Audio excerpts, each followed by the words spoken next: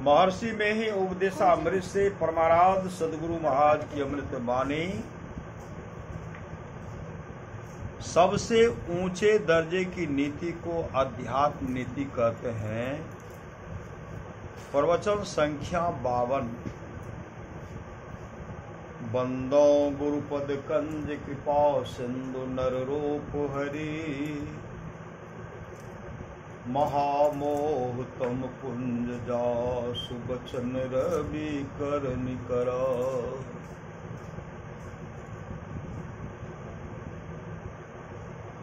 प्यारे लोगों, जानना चाहिए कि 4 नीतियां हैं। सबसे ऊंचे दर्जे की नीति को अध्यात्म नीति कहते हैं, अर्थात आध्यात्मिकता की नीति। उसके नीचे सदाचारिता की नीति, सद आचरण में बरतने की नीति, उसके नीचे सामाजिक नीति, समाज में कैसे रहा जाए यह समझकर आपस में समाज में रहना चाहिए। बाद में है राजनीति। राज्य में जो नीति है उसको समझकर रहना। अध्यात्म नीति सबसे ऊंची नीति क्यों है? आत्मज्ञान से,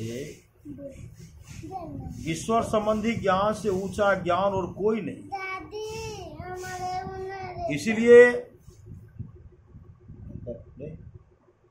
इसलिए ऊंची नीति है। इसमें सदाचार का संग होता है।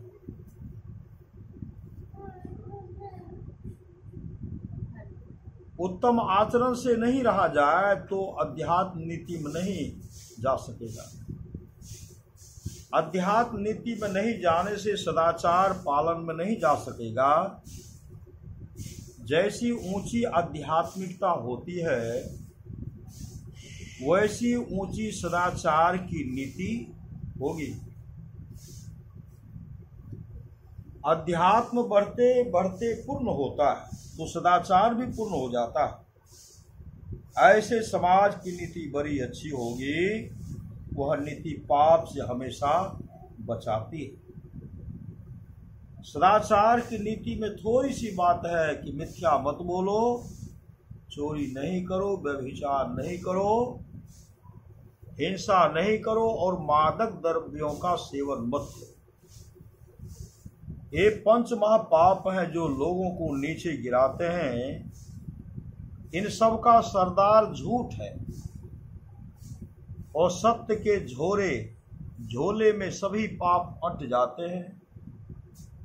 जो असत्य से बचता है, सत्य ग्रहण करता है, उसके सभी पाप छूट जाते हैं।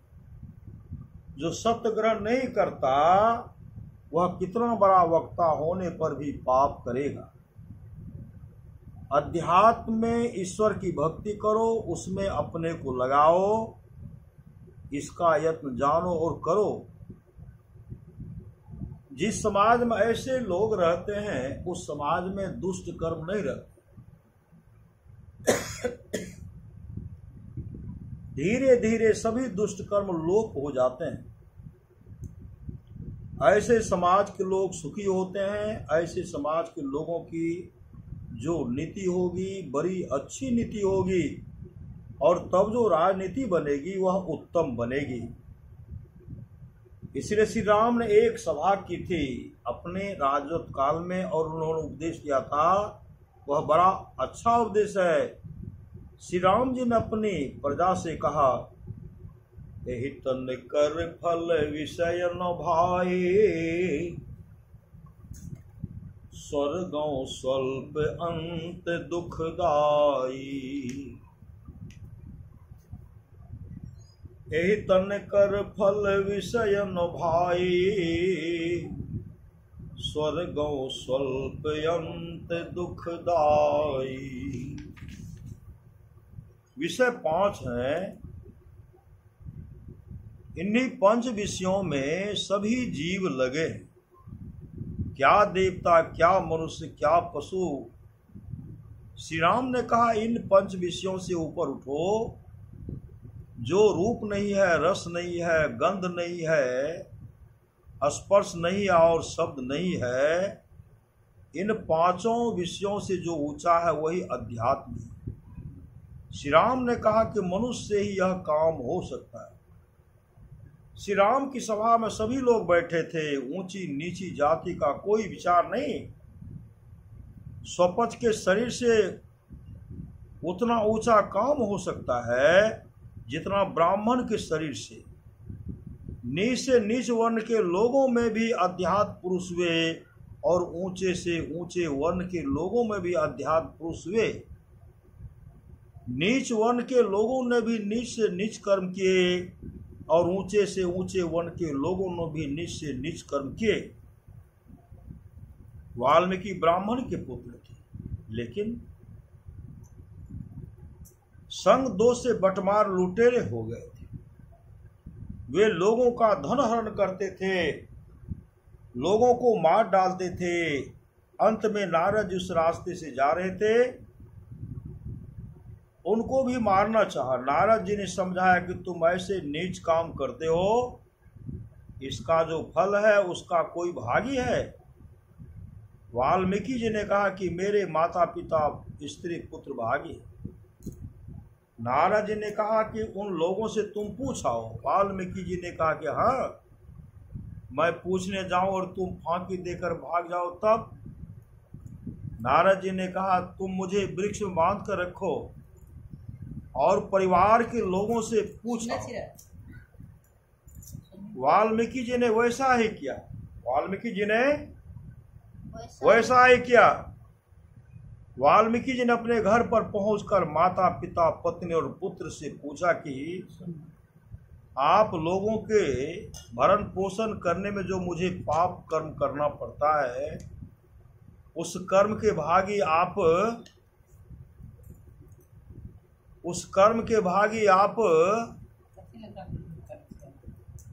आप लोग होंगे। परिवार के लोगों ने कहा कि हम लोग पाप कर्म का भागी क्यों बनेंगे? आपका पाप आप जानिए। यह उत्तर सुनते ही उनके मन में चोट लगी और उनको ज्ञान हुआ। वे दौड़कर वापस आए और नारद जी के पैर पर गिर पड़े। नारद जी ने कहा कि ईश्वर भजन करो। नारद जी ने भजन करने का यत्न बता दिया। वे ही वाल्मीकि जी भजन करके महाज्ञानी आदि कवि हो गए।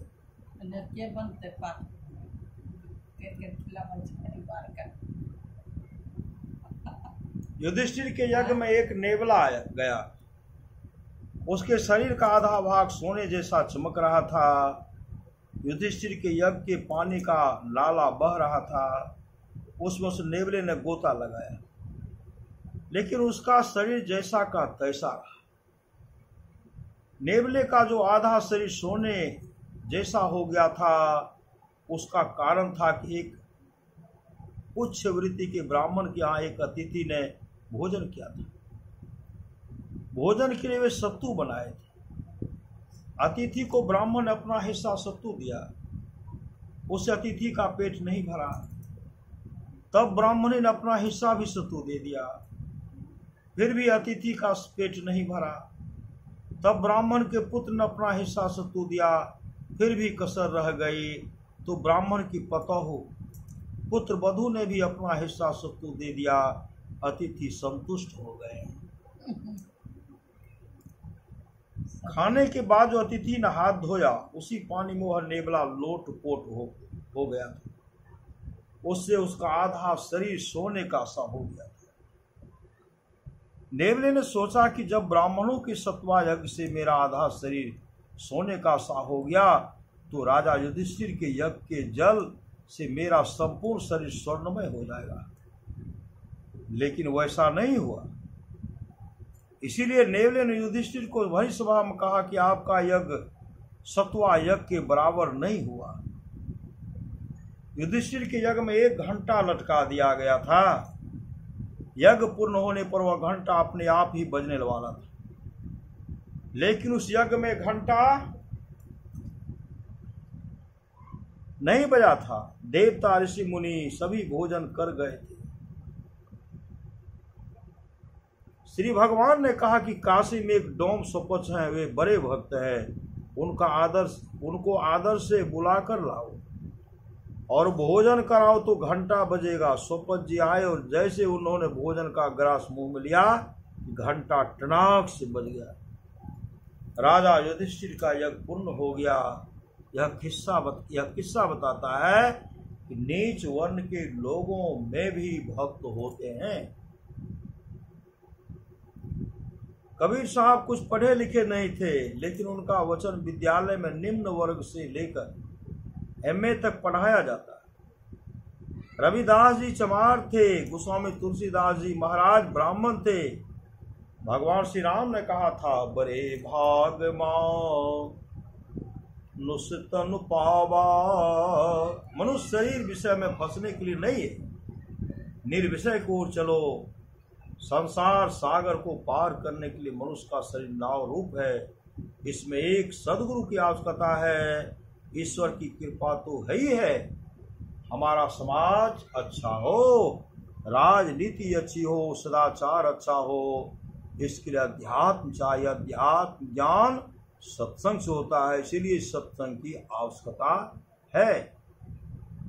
सठ सुध रहे सत्संगति पाए, पारस परस परस कुधात सुहाई। रामचरितमानस। अर्थात सत्संग पाकर दुष्ट आदमी इस तरह सुधर जाते हैं जिस तरह पारस से कुधातु लोहा छूकर सुहावना सोना हो जाता है। इस कलिकाल में भगवान बुद्ध हुए 2500 वर्ष से कुछ अधिक ही हुए। उनके समय में एक ब्राह्मण पुत्र था, उसको गुरु ने दक्षिणा में 1000 आदमियों को मारने के लिए कहा था।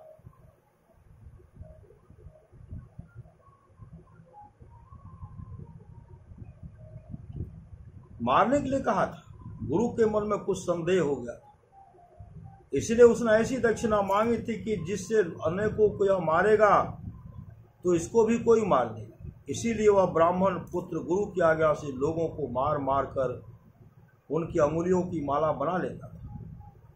इसलिए उसका नाम ही अंगुलीमाल हो गया। उसके चलते लोगों में आतंक फैल गया, हाहाकार मच गया, सैकड़ों लोगों को उसने मारा। भगवान बुद्ध को जब यह सूचना मिली कि अंगुलीमाल नामक हत्यारा बड़ी निर्ममता से लोगों की हत्या कर रहा है, तो वे उसकी ओर चल पड़े। लोगों ने बहुत मना किया कि भगवान उस ओर मत जाए। अंगुलीमाल बहुत बड़ा हत्यारा है, वह आप पर भी प्रहार कर सकता है। भगवान ने किसी की बात नहीं सुनी, सीधे अंगुलीमाल की ओर चलते रहे। जब अंगुलीमाल ने भगवान बुद्ध को अपनी ओर आते देखा तो जोर से भगवान को कहने लगा, कौन हो, ठहरो। भगवान ने कहा कि मैं ठहरा हूं, तुम ठहरो। भगवान बुद्ध धीरे धीरे चल रहे थे और अंगुलीमाल तेजी से भगवान को दौड़कर पकड़ना चाहता था, फिर भी वह नहीं पकड़ सकता था। वह दौड़ते रथ को पकड़ लेता था, दौड़ते घोड़े को पकड़ लेता था। जब वह थक कर रुक गया, भगवान उसे स्पर्श करते हुए कहा, अरे यह क्या करते हो? लोगों की निर्ममता पूर्वक क्यों हत्या कर रहे हो? भगवान का उस पर इतना प्रभाव पड़ा कि अपना हथियार फेंक कर वह भगवान के चरणों में गिर पड़ा। भगवान उसको समझाया तो उसको अपने कर्मों से घृणा हुई और वह सन्यासी बन गया। अच्छे संग से बुरे लोग भी अच्छे होते हैं और बुरे संग से अच्छे लोग भी बुरे हो जाते हैं। इसीलिए सत्संग अवश्य करो। सत्संग से अच्छे लोगों का संग होता है, अच्छे लोगों का संग दुर्लभ होता है। इसलिए संतों की वाणी, सदग्रंथों का पाठ करो। इसीलिए हमारे यहाँ ग्रंथों का पाठ होता है। यह तो सभी जानते हैं कि कितना भी ममता रखो, एक दिन ऐसा होगा कि सब रोते रह जाएंगे और तुम भी रोते हुए चले जाओगे। इसलिए ईश्वर भजन करो, सत्संग करो। श्री सद्गुरु महाराज की जय। यह प्रवचन बिहार राज्य अंतर्गत संत मत सत्संग मंदिर मणिहारी में दिनांक 28/5/1966 ईस्वी को अपराह्न कालीन सत्संग के शुभ अवसर पर हुआ था। श्री मोहन शुभ बाबा गुरु के सत्संग छी कहाँ दै छै? गुरु महाराज के प्रवचन छै, गुरु महाराज के छै, ई सब गुरु महाराज के प्रवचन छै। मतलब लिखल नहीं छै, तब महर्षि मेरुदास उपदेशामृत छै लिखल। पहले शुरू हाँ? सुक्ति कर दोर्मंत्रान् पतिरे विनश्यति यति संगासुतो लालनादः विप्रो नध्ययनात्कुलं तु कूतन्याच्छिलं खलो वापासनातः निम्ध्यादन्वेक्षणादपि कृषिस्नेह प्रवासाश्रयाणः मैत्री चा प्रणया समृद्धिरन्नया त्यागात् प्रमादात् नमः भर्तृहरि नीति शतकम। अर्थ है, दुष्ट मंत्रियों की मंत्रणा सलाह राय से राजा दुष्ट मंत्रियों की मंत्रणा सलाह राय से राजा, संगीत से तपस्वी, लाल से पुत्र, विद्या न पढ़ने से ब्राह्मण, कुपूत से वंश, सठ की सेवा से शेर, मदिरा पान से लज्जा, बिना देख रेख से खेती, विदेश में रहने से प्रीति, बिना नरमे की मित्रता, अनीति से बढ़ती हुई वृद्धि, बिना समझे बूझे खर्च करने से धन नाश हो जाता है। श्री सद्गुरु महाराज की जय।